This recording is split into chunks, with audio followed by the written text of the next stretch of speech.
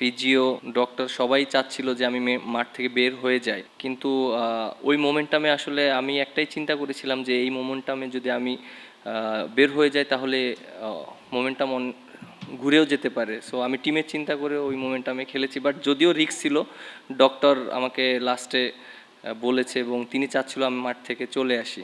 এবং যখন আমি হসপিটালে গিয়েছিলাম, সেই ডক্টরও বলেছে এটা অনেকটা ঝুঁকি ছিল, যে এই খেলাটা উচিত ছিল না, জীবনের চেয়ে তো বড় কোনো কিছু নয়। বাট আমি ওই মোমেন্টামটা, চিন্তা ছিল যে 24টা রান লাগে, যদি আমি উঠে যাই, আমি ওইসব চিন্তা করিনি। শরীফুল অবভিয়াসলি অনেক ভালো বোলিং করেছে, কারণ এরকম খেলাটা অনেক ডিফিকাল্ট একটা প্লেয়ারের জন্য, অন অ্যান্ড অফ, এবং ও পারফর্ম করছে। এবং লাস্ট সিরিজেও ভালো বোলিং করেছে এবং আজকেও ও ভালো বোলিং করেছে। আমার কাছে মনে হয় যে আমাদের বোলিং ইউনিটটা সবাই হাঙ্গারনেস আছে, যে যে যখনই সুযোগ পাচ্ছে সে কামব্যাক করার চেষ্টা করছে, টিমের জন্য কন্ট্রিবিউট করার চেষ্টা করছে। সো আমার কাছে মনে হয় এটা একটা টিমের জন্য একটা পজিটিভ সাইন, এবং টিমও রেজাল্ট করতে হেল্প করে। আর এরকম বোলিং ইউনিট থাকলে তো একটা টিমের জন্য অনেক অপরচুনিটি থাকে ম্যাক্সিমাম ম্যাচ জেতার জন্য, যেটা আমাদের হয়েছে। দেখেন, রানা ফার্স্টের দিকে খেলেছে, ভালো বোলিং করেছে, সুযোগ পাচ্ছিল না শরীফুল, সে নিজেকে প্রমাণ করেছে যে না, আমি ভালো জায়গায় ভালো উইকেট নিতে পারি।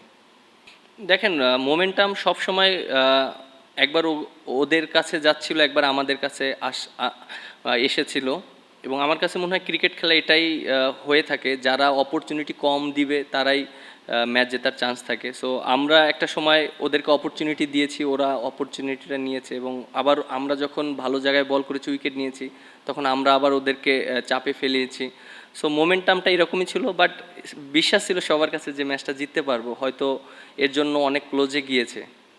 হ্যাঁ, অবশ্যই। আপনি একটা জিনিস দেখেন যে আমরা যে ট্রু উইকেটে খেলেছি, আমরা যে অস্ট্রেলিয়ার সাথে এরকম স্পোর্টিং উইকেট করেছি, সো আমাদের একটা প্ল্যান ছিল টিমের, এবং আমাদের লক্ষ্যটা ছিল এরকমই যে আমাদের যেহেতু সামনে বড় টুর্নামেন্ট আছে, তার আগে আমরা যদি ভালো উইকেটে আমাদের নিজেদের সর্বোচ্চটা দিয়ে খেলতে পারি, আর আমরা যদি ম্যাচ জিততে পারি, তাহলে আমাদের টিমের কনফিডেন্সটা অনেক হাই থাকবে, যেটা আমাদের হয়েছে। আমরা কিন্তু এখন মানে টিমের প্রত্যেকটা প্লেয়ারের অনেক কনফিডেন্স লেভেল হাই আছে, কারণ ব্যাটসম্যানরা রান পেয়েছে, বোলাররাও ভালো জায়গায় বল করেছে, উইকেট পেয়েছে। সো আমার কাছে মনে হয় এরকম স্পোর্টিং উইকেটে যদি আমরা যত বেশি ম্যাচ খেলবো, আমাদের ইমপ্রুভমেন্টটা ডে বাই ডে হতে থাকবে। আপনারা যদি দেখেন যে আমাদের ডে বাই ডে কিন্তু কিন্তু ইমপ্রুভ হচ্ছে।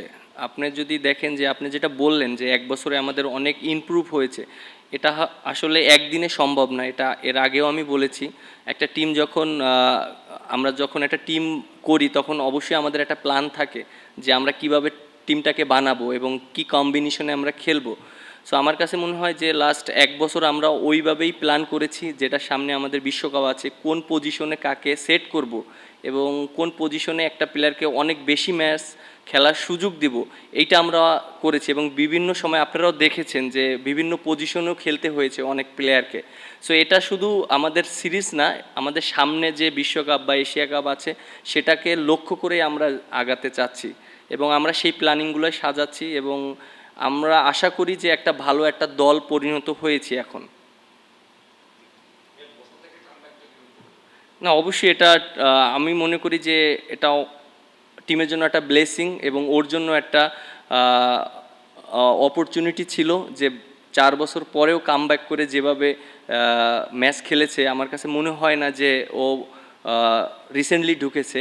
বাট তার পারফরমেন্সে অবভিয়াসলি আমি অনেক হ্যাপি। ব্যাটিং বোলিং দুইটাই ভালো করেছে, এবং আমার কাছে মনে হয় যে সে লাস্ট ডোমেস্টিকে এবং সব জায়গায় যে হার্ডওয়ার্কটা করেছে সেটার একটা ফল পেয়েছে। এবং আমার কাছে মনে হয় যে এটা টিমের জন্য একটা ভালো টোন সেট করে দিয়েছে, কারণ আমরা অনেক দিন ধরে স্ট্রাগল করেছিলাম একটা পজিশনে। লাইক যদি আপনারা দেখেন, আপনারা সবসময় বলতেন যে মিডল অর্ডার এবং লো আর মিডল অর্ডারে একটা ব্যাটসম্যান থাকলে।